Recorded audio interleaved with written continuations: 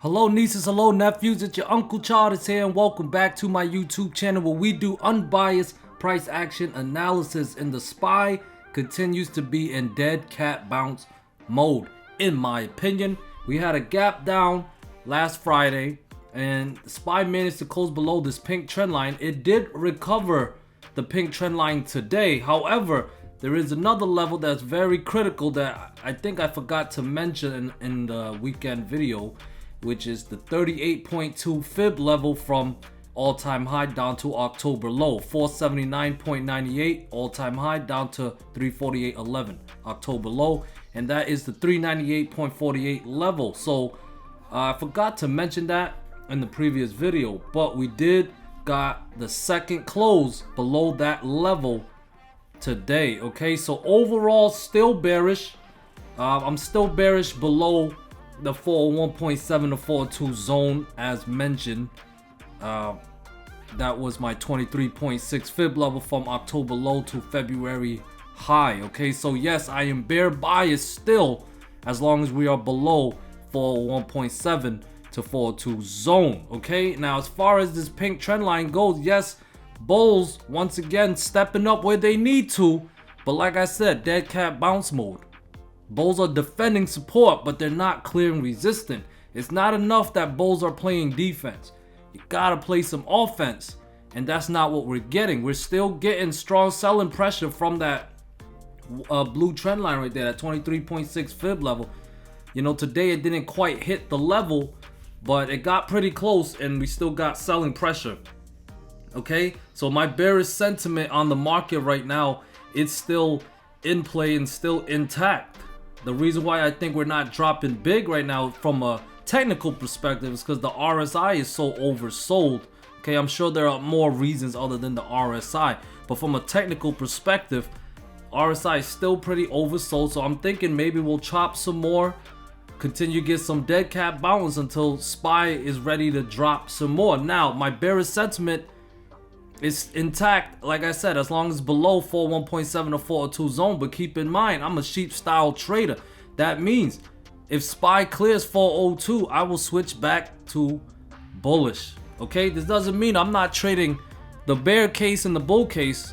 Okay, it just means that right now I am leaning bearish because of how the price action is, the context. Okay, so as usual, I'm gonna talk about what happened in the market, how I feel about it, how I trade it, and how I plan to trade it for tomorrow. That sounds good? Then let's prepare. I mentioned to you guys that 398.48 level, that was first support of the day, and of course that 400 level, that was the first resistance as mentioned in my Discord. Okay, first support at 398.48, first resistance at 400. Okay, so I wrote here in my bear case, I'm bearish below 398.48. All-time high down to October low. You already know about that level, but I'm also bearish below 41.7 to 402 zone. Okay, that was mentioned in the Discord. So even though I was bear biased, the first setup of the day was when SPY broke out the 400 level right there, and I looked for longs. And today, it usually a lot of time with the first setup of the day is pretty tricky, and it doesn't hit my level. So because it was the first setup of the day, I did not play it level to level, but I managed to catch it from 400-ish up to 41.2-ish. I got out just in time at the top, made a quick 500 bucks, and that was it for me. I only took that one trade, this quick scalp play. There was a very nice false breakout setup right here of that 400 level, which triggered a nice move down to 397.5-ish. Okay, which was another support level that I was watching based off the pink trend line on the daily chart. And it just gave us a nice downtrend for the rest of the day. But yeah, I only took one trade, made a decent amount of money. I didn't play any other setups, but yeah, you guys can see here we had this, we had a false breakdown setup, 398.48 recapture, and then it tricked us out, recaptured again, tricked us out. It was just, just didn't favor the bulls today. Okay, the only bullish play that I did was the morning one, and that was a scalp move. But pretty much any other bullish setup for the day just did not work out. The bearish setup worked out pretty well. one here. This one didn't work out, but this one worked out. So 2 for 3 setups on the bearish setups based on my levels, you know.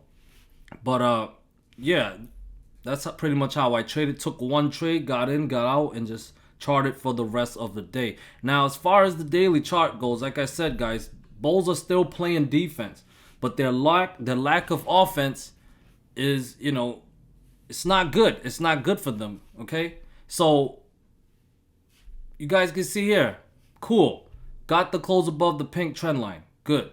But there has to be follow through, okay? One thing, it needs to close back above 398.48. That's a start. And if it can do that tomorrow, that'll be a nice false breakdown setup. That's the bull case. Recapture 398.48 tomorrow, give us a false breakdown setup. But it has to clear that 401.7 or 402 zone, okay? If it does, I'll swing calls, okay? Right now, as long as below, though, bearish. You just need to see it break down 397.5 tomorrow. I'll be watching 395 to 395.5 zone with 393.5 below that. The 200 daily moving average is around 393. So 393 to 393.5 zone. Definitely a support level to watch. Okay? If we drop below 397.5 tomorrow. The 50 daily moving average, though, is around 396.7. So if you like the moving average, definitely watch that as a support as well. Okay, but if these levels break down, definitely bearish. I would look to short. I know the RSI is oversold, but the RSI can continue to be oversold or get more oversold. Okay, it's not a buying signal. The RSI oversold is just a condition. And because of that condition, any shorts that I'll be taking right now will probably be sized down. Even though I'm bear biased right now, I'll probably most likely, you know, size down on any shorts that I take. Okay? Now, because the RSI is oversold, if the market does give me a false breakdown setup, recapture 398.48 or definitely recapture 402, I will definitely size up on some calls.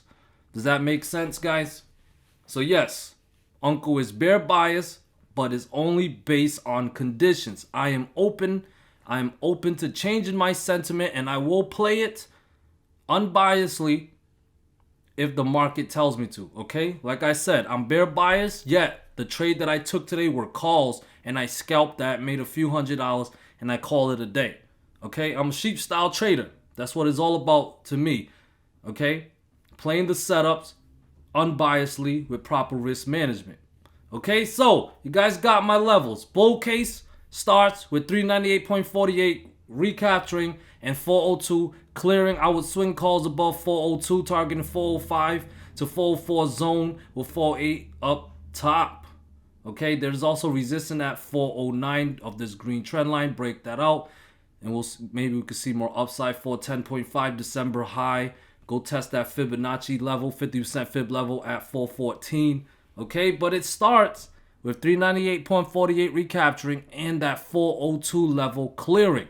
Okay, bear case continues as if it can stay below 348 again and break down that pink trend line, which is at 397.5, in the 50 daily moving average at 396.7 now.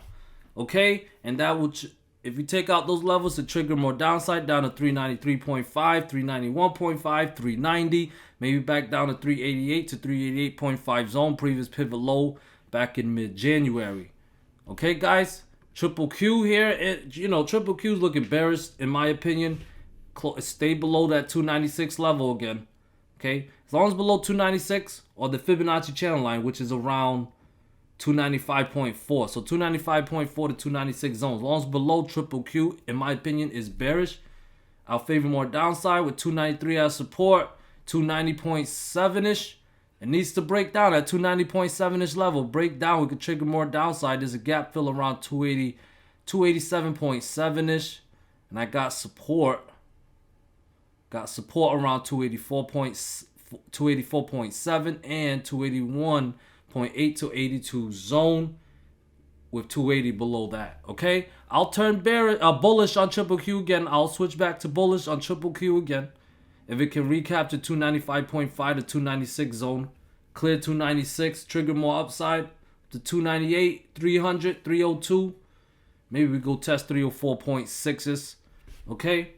But the bull case starts if it can clear 296. As long as below 296, I'll stay bearish on triple Q. IWM, in my opinion, is looking bearish too. I just need to see it break down 187.6. Break that down and trigger more downside down to 185.7, 183.8, and maybe we'll go test 182. All right, to be bullish, I need to see IWM clear 190.3, clear 190.7 to put 193.5 and 196 back in play. Apple, look at that nice selling pressure from the wick. It's looking bullish to me. I'll turn bullish. It's not looking bullish to me. I'll turn bullish if it can get back above 149.2ish and clear 150.6 to trigger more upside. Okay, first level I would watch would be 151.5, 153.5, and then 155. Okay, but it has to clear 149.2 and 150.6 for me to get bulls on Apple. Other than that, it's looking bearish in my opinion. It just needs to break down that support around 146.6 to trigger more downside. Get that gap fill around 145.3, 143.5, and maybe we'll sell down to 141.3ish.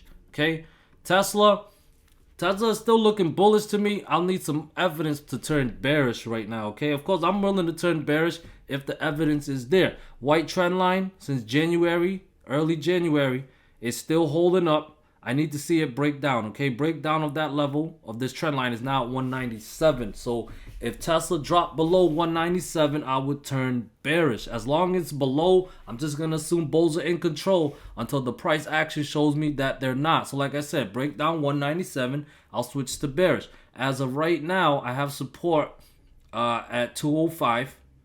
Okay, support 205 to 206 zone, 205 to 206 zone.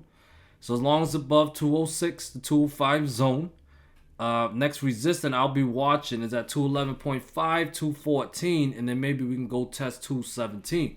Okay, but like I said, I'll be bearish below 197. So if it breaks down to 205, we can go test 203, 199, and then 197, and then break down 197. I will switch my sentiment to bearish. Why? Because it broke down the white trend line. Other than that, let's see if we get more upside. RSI is not overbought, so Tesla should have some strength to bounce up if it wants to, okay? Now let's take a look at some inverses. Here's the VIX once again dropping back below that 21.2 level, which is the 23.6 fib level that I have here.